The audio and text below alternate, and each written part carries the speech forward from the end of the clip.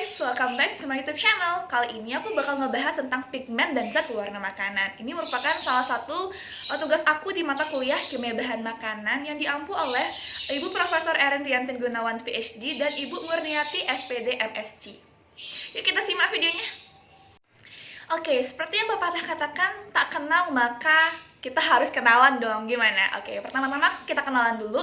Namaku Niwen Siska Dewi, biasa dipanggil Siska, dari Fakultas MIPA Program Studi Kimia Angkatan tahun 2018 dengan NIM G1C018054. Oke, capaian target pada pembelajaran kali ini yakni yang pertama untuk mengetahui pigmen warna alami pada bahan makanan, yang kedua untuk mengetahui pigmen warna sintesis pada bahan makanan, serta capaian yang ketiga yakni untuk mengetahui pigmen warna apa saja sih yang dilarang pada bahan makanan.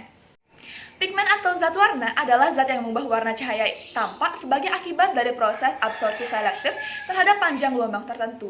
Pigmen ini dibagi menjadi tiga, yakni pigmen alami, pigmen identik alami, dan pigmen sintesis. Zat warna alam atau zat alam adalah zat pewarna yang berasal dari alam seperti pada tumbuhan, hewan, maupun mineral.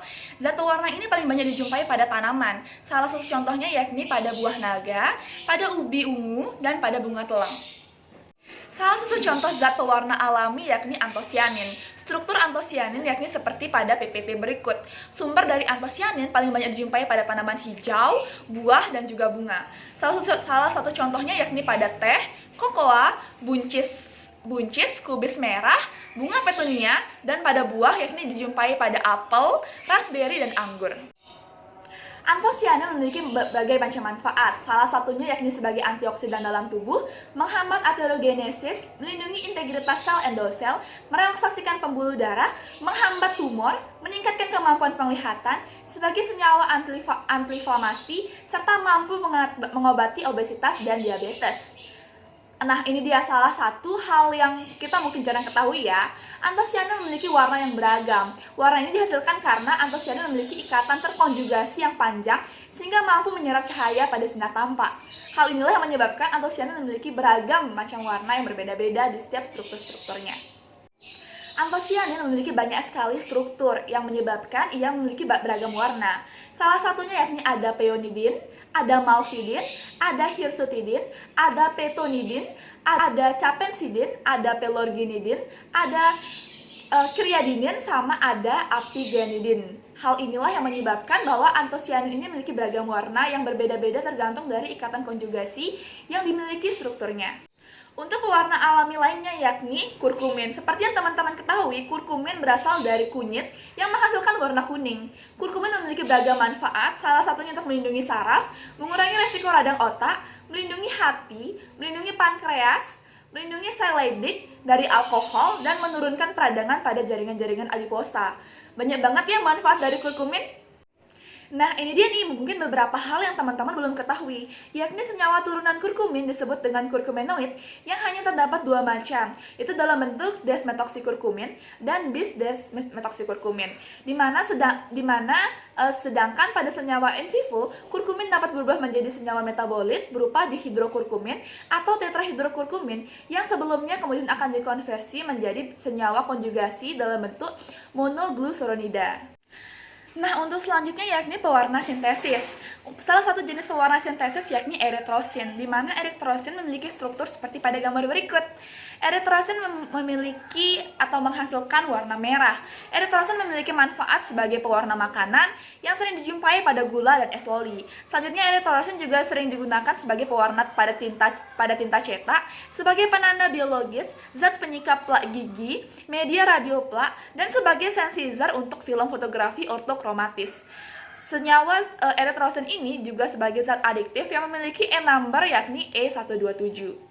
Nah, ini adalah beberapa hal-hal penting yang perlu teman-teman ketahui tentang eritrosin. Eritrosin sering dijumpai pada makanan ringan, salah satunya yakni keripik balado. Hal ini dibuktikan pada penelitian yang dilakukan di Bukit Tinggi, di mana pada 18 sampel makanan mengandung sekitar 75% pewarna sintesis, dan sekitar 73,3% mengandung pewarna sintesis eritrosin. Hal ini menunjukkan bahwa pewarna ini sangat banyak digunakan di makanan-makanan ringan atau cemilan yang sering teman-teman konsumsi. Dan setelah diteliti, kadar zat pewarna pada makanan ini sekitar 40%, yang dimana hal ini sangat menyalahi dari aturan yang telah ditetapkan oleh Kementerian Kesehatan Republik Indonesia. Jadi teman-teman, mulai sekarang kita harus lebih hati-hati dalam memilih makanan yang akan kita konsumsi. Nah, salah satu pewarna sintesis lainnya yakni tartrazin, di mana tartrazin menghasilkan warna kuning. Tartrazin memiliki manfaat yakni pada minuman ringan, puding, keripik, sereal, kue, sup, saus, es krim, permen, selai, jelly, mustard, acar, yogurt, mie, dan jus.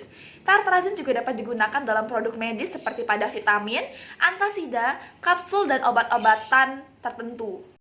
Nah, ini dia nih salah satu yang teman-teman harus ketahui tentang tartrazin. Tartrazin dapat menyebabkan sejumlah reaksi alergi dan intoleransi bagi orang-orang yang intoleransi terhadap aspirin atau penderita asma. Gejala alergi tartrazin dapat timbul apabila senyawa ini terhirup atau tertelan. Reaksi alergi yang timbul berupa sesak napas, pusing, migrain, depresi, pandangannya mulai kabur, dan sulit untuk tidur. Salah satu fakta menariknya bahwa tartrazin juga digunakan sebagai zat pewarna untuk membuat warna hijau dan membuat warna biru. Nah, selanjutnya kita akan beralih ke zat pewarna sintesis yang dilarang penggunaannya pada bahan makanan. Salah satunya yakni rodamin B, di mana struktur rodamin B tertera pada gambar berikut. Rodamin B adalah salah satu zat pewarna sintesis yang biasanya digunakan pada industri tekstil dan kertas. Pada awalnya, zat ini digunakan untuk kegiatan histologi dan sekarang berkembang untuk berbagai keperluan yang berhubungan dengan sifatnya yang mampu berfluoresensi dengan sinar matahari. Zat ini ditetapkan sebagai zat yang dilarang penggunaannya pada bahan makanan melalui ketetapan Menteri Kesehatan Republik Indonesia. Rodamin B termasuk sebagai salah satu pewarna makanan yang berbahaya, di mana rodamin B mengandung ikatan rodamin B dengan klorin, yang dimana atom klorin ini akan toksik bila masuk ke dalam tubuh manusia. Salah satunya yakni iritasi bila terkena mata, iritasi dan kemerahan bila terkena kulit, dan bersifat radikal. Nah, ini dia beberapa ciri-ciri makanan yang mengandung rodamin B. Salah satunya yakni warna makanannya kelihatan cerah dan menarik, ada rasa pahit terutama pada sirup dan limun, munculnya rasa gatal ketika masuk ke tenggorokan, baunya yang tidak alami, serta harganya yang bersifat murah. Baik, selanjutnya kita akan beralih kepada penyalahgunaan pewarna sintesis rodamin B pada bahan makanan ataupun bahan kosmetik. Salah satunya yakni pada jurnal yang diteliti pada tahun 2021 ini, di mana menganalisis uji kandungan rodamin B pada sampel lip tint dengan metode kromatografi cair kinerja tinggi. Di mana pada ketiga sampel lip tint yang telah diuji pada sampel ketiga terdapat kisaran 7,65 mg per liter kadar rodamin B pada sampel lip tint. Ya, hal ini menunjukkan bahwa pada sampel ketiga terdapat kandungan rodamin B yang cukup tinggi, di mana hal ini tidak sesuai dengan yang telah dianjurkan oleh BPOM. Sehingga khususnya untuk kita para remaja harus lebih berhati-hati dalam menggunakan bahan kosmetik yang menggunakan pewarna sintesis. Salah satunya yakni rodamin B ini. Penyalahgunaan rodamin B tidak hanya dilakukan pada bidang kosmetik, akan tetapi juga pada bidang bahan makanan. Akan tetapi penyalahgunaan ini kian menurun seiring dengan terus diawasinya oleh Badan Pengawasan Obat dan Makanan.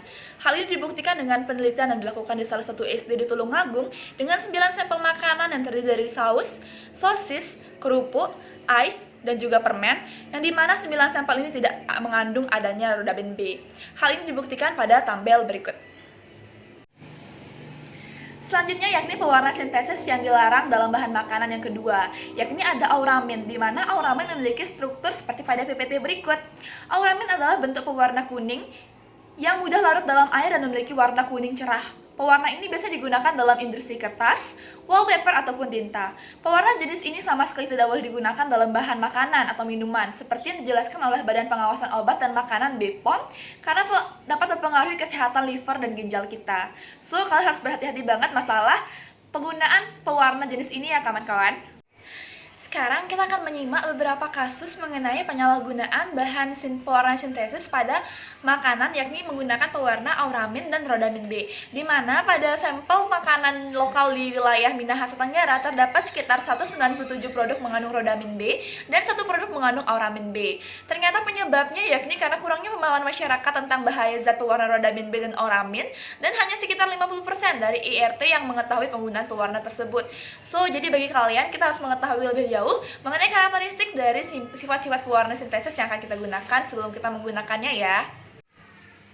Ya, itulah tadi akhir dari slide yang saya paparkan. Semoga materi yang saya paparkan dapat tersampaikan dengan baik. Akhir kata saya ucapkan terima kasih. Jangan lupa like, comment, dan share postingan ini untuk menambah wawasan teman-teman semua. See you!